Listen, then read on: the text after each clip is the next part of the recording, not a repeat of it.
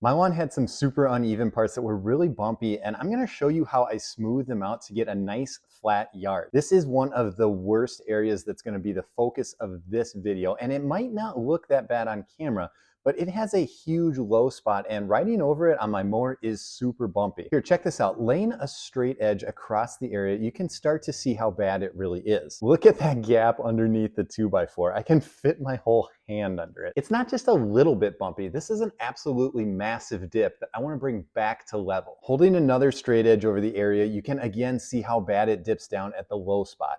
The first thing I'm gonna do is mow the grass as low as I can. And I'm using my push mower for this because it's so bumpy that my rider with its 54-inch deck doesn't cut the grass down in the low spot very well at all. And even the Greenworks didn't do a great job simply because it is so bumpy. So I went over it with my rotary scissors to really get a nice close cut. Anytime I'm adding dirt, I don't want the grass to be really long. I want a nice clean scalp. With the grass all trimmed up, I realized the ground was actually worse than I thought. I got out my electric cultivator to really scratch up the surface because I was gonna have to add a lot more dirt than I realized. Whenever I'm adding lots of dirt, I like to rough up the area so the new soil kind of mixes in with the existing soil. I think it makes for a more consistent base to grow new grass in.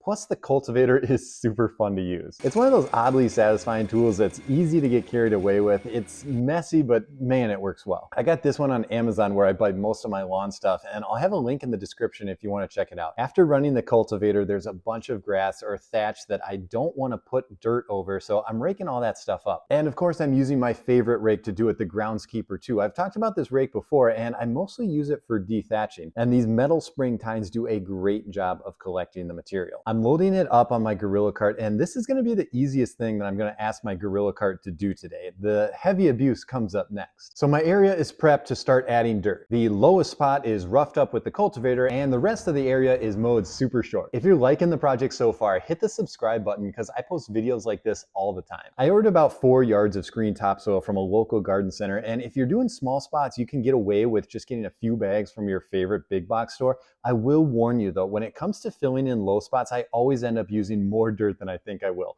So make sure that you get extra. My favorite feature of the Gorilla Cart is that for light loads, I can pull it by hand like a wagon. It's better than a wheelbarrow because you can move more weight and the 4 wheels make it very stable. But for heavy loads, check this out. The handle has a pin that can be removed and then it slides out of the way so that you can hook it up to a lawnmower and then tow it like a pull behind garden cart. And that's how I'm going to move all of my dirt. I've got a few buddies with skid loaders, and for the most part, they don't really make sense for what I do on my 1.5 acre property, but there's a few times every year that I always wish I had one, and this is definitely one of those times. Nevertheless, me and my shovel got to work, and the garden tractor pulling the cart made things manageable. The dump feature of the cart makes offloading the dirt a breeze, and then it's back to the pile to get more. Once I've made a few trips and I have a decent amount of what I think I might need, that's where the real fun begins. Leveling can be done a bunch of different ways using many different tools. For smaller jobs, I always use a leveling rake. A leveling rake is a type of rake with flat bars that is either pushed or pulled across the surface. As it moves, it helps to cut down high spots and move and carry dirt into the low spots. It's actually a cool process, and a purpose-built tool like this is fun to watch as it works its magic. I bought a few of these leveling rakes off Amazon, and while they were cheap, I wasn't a fan of the flimsy quality. I figured they were fairly simple to make, and a guy with some steel and a welder could fab up something way better.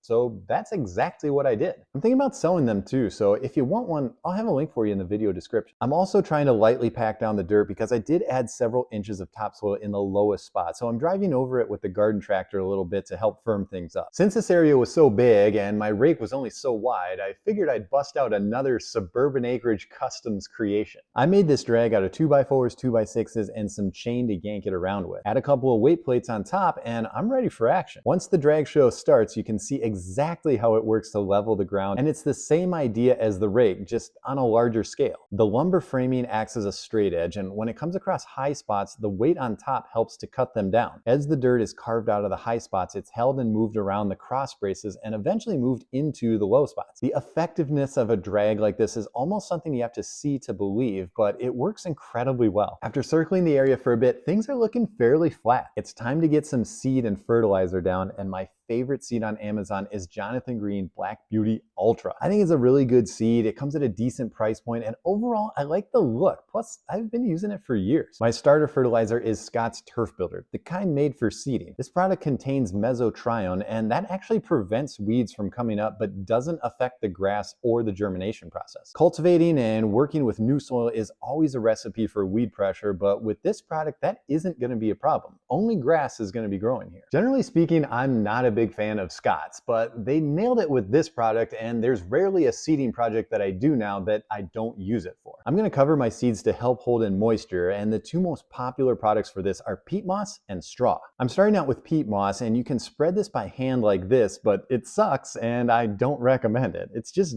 dirty and time consuming and not very fun. My favorite method for spreading peat moss is with this compost spreader drum from Vevor. These aren't that expensive and can save massive amounts of time. They spread things really evenly too, and all I have to do is roll it back and forth. I'm going to be using straw over the top too, and not because I'm some guru that uses unconventional hybrid seeding methods. It's because I'm an idiot and I didn't have enough peat moss. I thought I had an extra bag. It turns out I didn't, so now I'm here spreading a little bit of straw over the top. Straw or peat moss, it doesn't really matter, and I like them both. Just get something down to cover the seed and help hold in moisture. My watering setup is next, and if there's one step that people mess up on, it's watering. Seeding requires lots of water, but more important than the amount is the consistency or the frequency of watering. My goal is to keep the whole area wet, and to do that, I'm not really watering for very long durations. Rather, I'm watering for a few minutes every hour. I've seen a lot of homeowners fail to keep their new seed wet enough for long enough by not having a good watering plan in place. My main advice here is to automate your watering system so that you're not responsible for going outside, moving sprinklers, spraying hoses. I'm using this timer from Rainpoint, and what I really like about it is the customizability of the settings. I've had other timers in the past, like the ones from Orbit, but the Rainpoint can do a really frequent schedule, and that's perfect for new seed. I'm watering for about 8 minutes on the hour every hour to start, then I'll back it off once I get germination. Again, my main advice is to keep the area wet. Your specific conditions will vary, but all you have to do is check on things, and if you notice that it's drying out between waterings,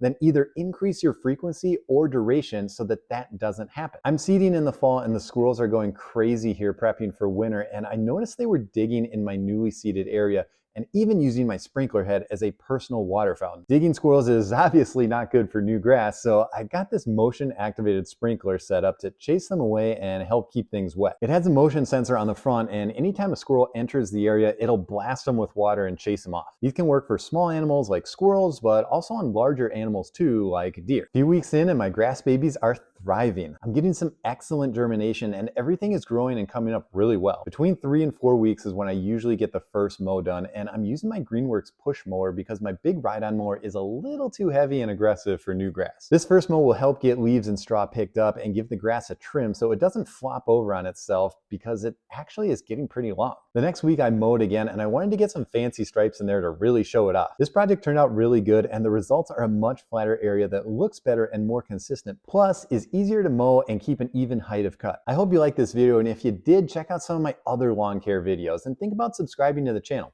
And hey, thanks for watching.